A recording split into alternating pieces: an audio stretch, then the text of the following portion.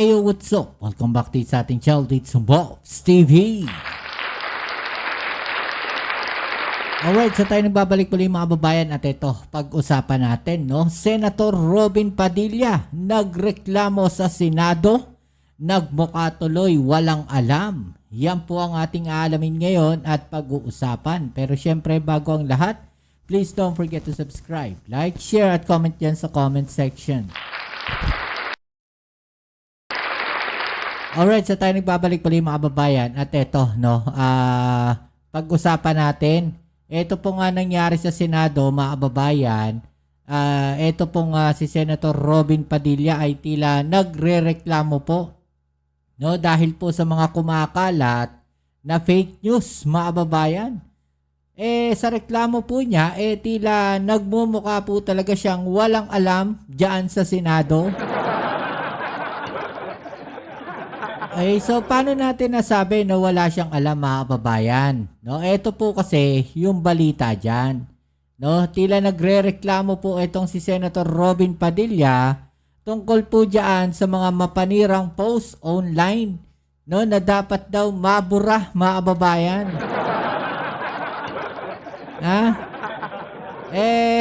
Alamin natin, no, itong balita na to mga babayan at yan po ang ating pag-uusapan. At sabi nga po niya, dapat daw agad-agad na napapatake down ang mga mapanirang post sa social media. Kung ganyan po ang gagawin, malamang, no, wala pong mga post itong mga DDS. Kasi ang mga mahilig po mag-post mga babayan ng mga fake news, alam naman natin, etong mga DDS po. Yan ang mga mahilig mag-post, no, ng mga fake news. Sila yung mahilig gumawa ng mga fake news. Baka maubos yung mga supporters nyo, Senator Robin. Baka wala na mag-post ng mga DDS pag pinatake down nyo yung mga post na yan. On the contrary, maganda po yan mga babayan, no? Kasi kapag naubos po itong mga fake news na post ng mga DDS, mga babayan, no, titino na ang social media. Mauubos ang mga toxic sa Facebook at YouTube. Ito, i-play natin mga babayan na pag-usapan natin yan, alright? Let's go. Nanindigan si Senator Robin Padilla na dapat ay agad-agad napapatake down ang mga mapanirang post sa social media. Dapat daw agad-agad mapatake down ng mga post sa social media na mga fake news mga babayan. No, baka mag-iyakan yung mga DDS dyan. Baka mag-iyakan yung mga DDS na mahilig mag-post ng fake news. Naungkat yan sa pagdinig para labanan ng fake news. Pero sagot ng ilang ahensya, hindi yan basta-basta magagawa ng gobyerno. Narito ang aking report. Diba? Hindi yan magagawa ng gobyerno, mga babayan. Dahil unang-una, no, ang may hawak po, hindi po gobyerno ang may hawak ng Facebook. Hindi rin po gobyerno ang may hawak ng YouTube, mga babayan. No? Hindi po sila. Kung gobyerno ang may hawak niyan, malamang po pwede. No? At saka hindi naman tayo China. No, na lahat nakokontrol nila. 'Di ba? Gusto ata talaga tayo maging China nitong mga to, mga babayan. Gustong gayahin yung China. Dito makikita natin na para mga pro-China tong mga to. No? Pero malala dyan, mag-iiyakan po itong mga DDS vlogger. No, yung mga content creator nila, yung mga DDS na mahilig mag-post ng fake news, 'di ba? Pansinin ninyo, sino ba yung mga nakukulong?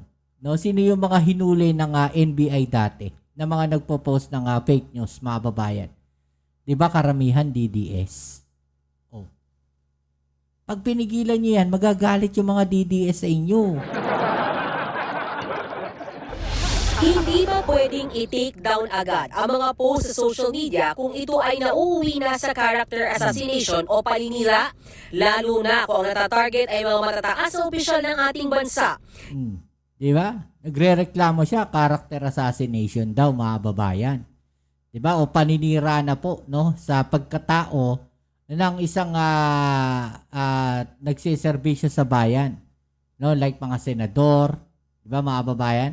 Senador, kongresista, umiiyak sila ngayon kasi talagang no, kumpulan sila mga kababayan, no, ng mga vlogger. Talagang tinututukan sila, especially etong mga vlogger po na sa Duterte Block, mga kababayan, dahil marami silang ginagawang hindi maganda. 'Di ba? Pero kung papansinin natin, lahat naman ng mga mapanirang post online ay tungkol po sa ating Pangulong Bongbong Marcos.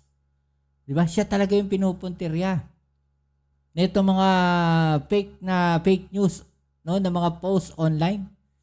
Bakit hindi yun ang sitahin nila, yung mga DDS na yan na mahilig mag-post, no, ng kung ano-ano, no, dito sa ating Pangulong Bongbong Marcos? Bakit hindi nila sitahin yan? 'Di ba? Yan ang paulit-ulit na giniit ni Senator Robin Padilla, na chairman ng Senate Committee on Public Information and Mass Media.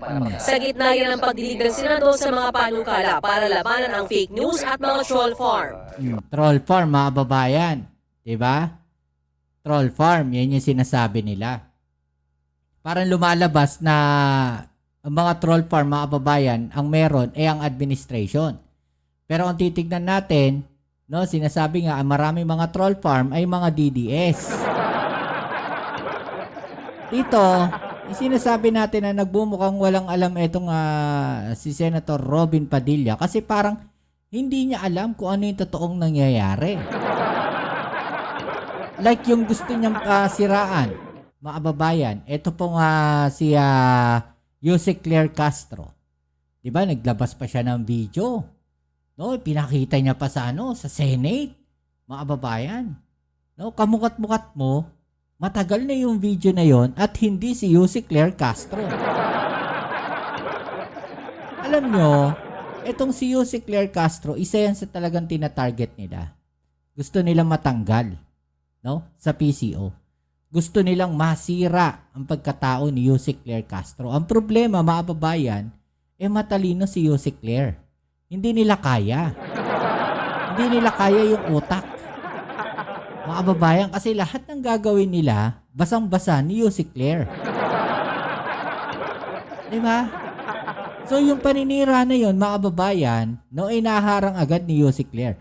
Doon natin masasabi na ito nga si Senator Robin, no, tila walang alam, no, sa kanyang trabaho. Diba? Diyan po sa mass media na yan. O, ano ba posisyon niya? Ano ba ang hawak niyang chairmanship, mga kababayan? Ni Senator Robin. Ito po ang hawak niyang chairmanship. No, para maliwanagan tayong lahat, ito po ang hawak niya. Ang hawak po niya ay Constitutional Amendments and Revision of Codes, Cultural Communities and Muslim Affairs, tsaka Public Information and Mass Media. Okay? Siya po ang may hawak niyan, ng committee na yan. Siya po ang chairman niyan, mga babayan.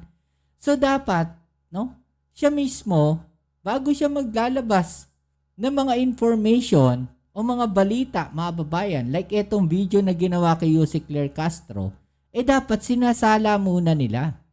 Sinasala ng staff niya. Diba? Yun ang malinaw na character assassination na ginagawa nila. Pero ang problema, mga kababayan, malinaw din na fake news. Nakakahiya kasi ikaw yung chairman ng committee para sa Public Information and Mass Media, no, hindi mo nagagampanan na maayos yung trabaho mo. Hindi mo nagagawa ng maayos yung trabaho mo bilang chairman at yung trabaho, no, ng committee na yan, no? Bilang Public Information and Mass Media. Dahil nalulusutan kayo ng fake news Oh. Diba? Nalulusutan kayo ng fake news at kayo mismo naglalabas ng fake news. At sinusubukan ninyo, no, na i-character assassinate etong si Yusek Claire Castro na hindi kayo nagtagumpay. Nakakatawa lang, mga kababayan, dahil sa daming posts online, mga kababayan, No? At yan ang committee na hawak mo, dapat ikaw mismo bilang chairman yan, alam mo, no, kung paano gumagana yan. Alam mo, bago mo ilabas, kung fake news yung ilalabas mo na video o information o hindi. Kaya medyo nakakahiya, no? Nakakapanghinayang, mga kababayan. No, idol pa naman nating lahat itong si Senator Robin bilang artista. Napakagaling 'di ba, na artista, pero mukhang sablay, no, bilang senador, mga kababayan. 'Di ba? Tuloy natin. Yung character assassination po kaya. Tulad po ng pinagdadaanan, matagal pong mga past few weeks talagang si SP po talaga ang character assassination. Yung po ba, hindi po ba yung threat din sa national security dahil number 3 po sa posisyon sa ating bayan yun? Bakit Senate President kagad? Bakit hindi niya sinabi si Pangulong Bongbong Marcos? 'Di ba? Doon ka magtataka, mga kababayan. Bakit tumalon kagad siya? Iniiwasan ba niya na mabanggit ang pangalan ng Pangulong Bongbong Marcos? Na iniiwasan ba niya na mabanggit niya ang pangalan ni VP Sara Duterte? Dahil yung pong mismong dalawang tao na yon na mataas sa ating gobyerno ang nakakaranas, no, ng sinasabi netong si Senator Robin Padilla ng character assassination pagdating po, no, sa mga fake news. Diba? Bakit? Yun yung tanong natin. Diba? Bakit? Kasi siya mismo siguro alam niya na yung nagpapakalat ng fake news laban sa ating Pangulong Bongbong Marcos, karamihan ay DDS. Presidente, Vice President, Ayan. susunod ng Senator, ba yung kasama doon sa security threat? Pero paliwanag ng PNP, ang agaran lang daw na napapabura sa social media platforms gaya ng Facebook ay mga content na may kinalaman sa terorismo, national security at pang-aabuso sa mga babae at kabataan. Pero pag hindi pasok sa alinman dito, kailangang maghain ng reklamo sa PNP sa i-request sa social media platforms kung pwede itong ma-take down. Kung kanilang treatment, kahit ito po ay nangyayari sa Pilipinas, ay hindi po nila kinukonsider. Dahil tayo po mayroon po tayong libel, sa kanila po wala. Kaya ito po ay dadaan sa proseso, kaya hindi po ito nakakapag-take down kagad. Pero nanindigan Senator Padilla na dapat agad napapa-take down ang mga mapanirang post, lalo na kung nauuwi na ito sa character assassination. Sagot naman ng Department of Justice, wala silang otoridad na panghimasukan ang community standards ng mga social media platform. Yung nasa law po kasi natin sa Cybercrime Prevention Act, technically, may jurisdiction po tayo. Pero Meron. wala lang po tayong mekanismo para ipasunod sila dun sa mga orders ng mga law enforcement authorities. Kasi meron silang sariling mga kababayan, community guidelines. 'Di ba? Yun nga yung sinasabi natin. No, imposibleng hindi yan alam. No, itong si Senator Robin o mahina yung kanyang mga researcher. Mga kababayan. Mahina ba yung mga staff ni Senator Robin at hindi yan ina-advise sa kanya? Hindi siya sinasabihan? Senator Robin, meron kasing ganito, ganyan. May community guidelines yan. Kung gusto nating mabura yung isang post, no, na sa tingin natin ay mapanirang post online, ay kailangan i-report. Diba? Kailangan i-report yan bago ma-take down yan. Ganon. Hindi ba yun sinasabi sa kanya ng mga staff niya, mga kababayan? May jurisdiction na po over cybercrime offenses. Maging ang Presidential Communications Office ang ayon na walang kapangyarihan ng gobyerno na magpabura ng mapanirang social media post. Kaya ang pinagtutunan nila ng pansin ay media literacy. Ours is purely on, number one, is really to educate our people. At naniniwala ko talaga ang PCO dyan, Presidential Communications Office, na because of the spread of fake news talaga, ang dami mong naaapektuhan na miyembro ng pamilya. Si Senator Rodante Marcoleta sinabo ng mga fact-checker. Mabagal daw kasi ang aksyon ng mga ito para ma-take down ang mga post kaugnay sa kanya na hindi naman totoo. Isa pa to, si Marcoleta. Diba? Bakit yung fact-checker ang gigisahin mo? Taga-fact check lang naman yung mga yan. Taga-sabi lang naman sila kung fake news yan o hindi. Diba? Bakit sila yung magpapa-take down? Bakit nila i-report at i-take down? No, yung balita na yun, o yung post online na yun. Hindi nila trabaho yun. 'Di ba? Isa rin to si Senator Marcoleta. Di mo rin maintindihan tong tao na to, mga babayan di ba? Tunayan, team pangaraw ni Marcoleta ang trumabaho para mapa-take down ang ilang mapanilang post tungkol sa senador. Kailangan po gagawa ng paraan para lang ma-take down ito. Ipot dalawa kasi na-take down na natin. Pero kami lang po ang gumawa. Yun Sila talaga yung gagawa nun. Hindi trabaho yan ng mga fact-checker. Kayo yung magpapa-take down yan, Senator Marcoleta. Bakit galit na galit ka? Mas maganda siguro palitan mo si Robin Padilla. Di po ba kawawa naman kami? Maganda yun. Ito na talaga dapat gagawin ng bawat tao. Kaya dapat mas marami pa ang katulad ni Senator Marcoleta na siya na mismo ang nagpo-fact-check. Sabi naman ng Rappler, hindi trabaho ng fact-checkers ang magmura mismo ng mali o mapanirang post. Wala po kaming powers to take down. Ang nagte-take down po ay ang Meta, yung may-ari ng platform. Hindi po yung fact-checkers. The only thing that we can do is to rate the content, yung link po, doon sa sa social media platform. Yan, nasupalpal ko tuloy ng Rappler. Pag-aari lang ng Meta. Wala po kaming kinalaman sa mga ibang platforms. Di ba? Mga babayan, supalpal si Marcoleta. Ano po masasabi ninyo dyan? No, i-comment sa ibaba yung mga opinion na tatay niyang pag-usapan, alright?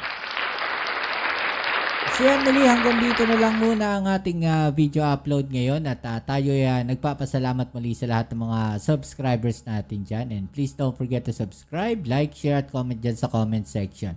Kita-kits tayo sa ating next video, and please don't forget to click ang notification bell para updated kayo sa mga latest video uploads natin. Ito muli ang inyong Kuya Mobs, it's Mobs TV.